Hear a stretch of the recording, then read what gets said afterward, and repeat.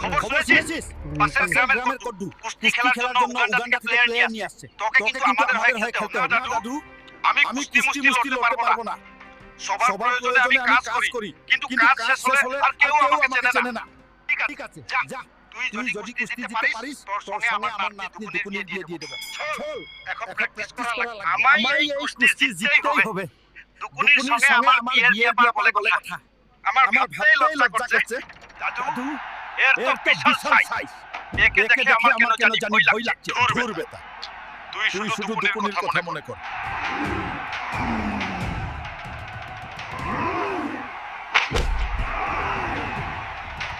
দাদু, আমার ট্রফি লাগবে না। তুমি তোমার কথা রাখো। তোমার নাতনি দুকুনির সঙ্গে এখন আমার বিয়ে দাও, তাহলেই আমি শান্তি পাবো।